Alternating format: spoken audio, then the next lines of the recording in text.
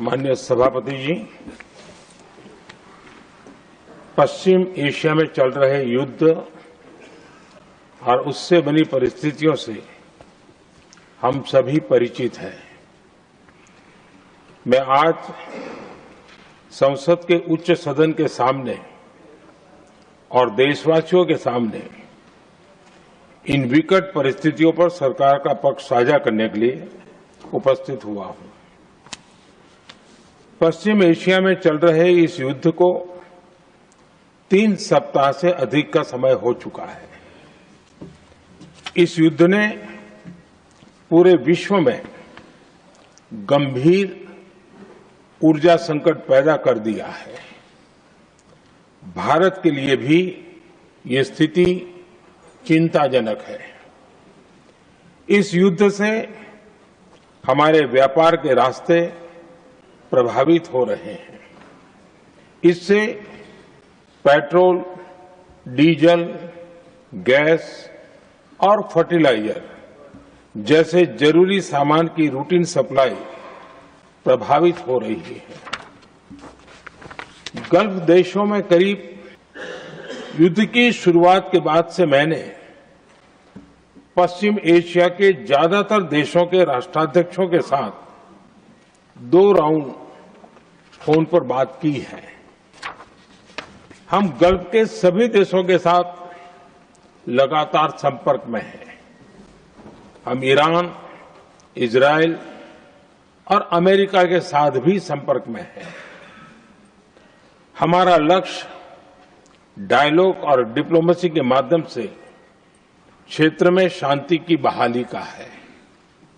हमने D escalation और Hormuz strait खोले जाने पर भी उनसे बात की है। कमर्शियल जहाजों पर हमला और हॉर्मुज स्ट्रेट जैसे अंतर्राष्ट्रीय जलमार्ग में रुकावट अस्वीकार्य है। भारत ने नागरिकों पर, सिविल इंफ्रास्ट्रक्चर पर, एनर्जी और ट्रांसपोर्ट से जुड़े इंफ्रास्ट्रक्चर पर हमलों का विरोध किया है। भारत डिप्लोमेसी के जरिए युद्ध के इस माहौल में भी भारतीय जहाजों के सुरक्षित आवागमन के लिए सतत प्रयास कर रहा है। भारत ने इस समस्या के समाधान के लिए संवाद का ही रास्ता सुझाया है। इस युद्ध में किसी के भी जीवन पर संकट मानवता के हित में नहीं है। इसलिए भारत का सतत प्रयास सभी पक्षों को जल्द से जल्द शांतिपूर्ण समाधान के लिए प्रोत्साहित करने का है।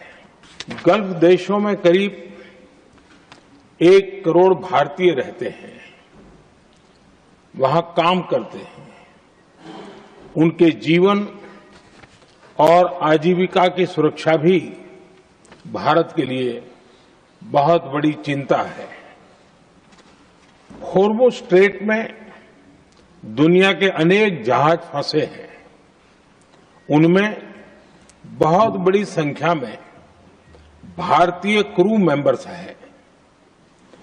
ये भी भारत के लिए एक बड़ी चिंता का विषय है। ऐसी विकट परिस्थिति में आवश्यक है कि भारत की संसद के इस उच्च सदन से शांति और संवाद की एकजुट आवाज पूरे विश्व में जाए।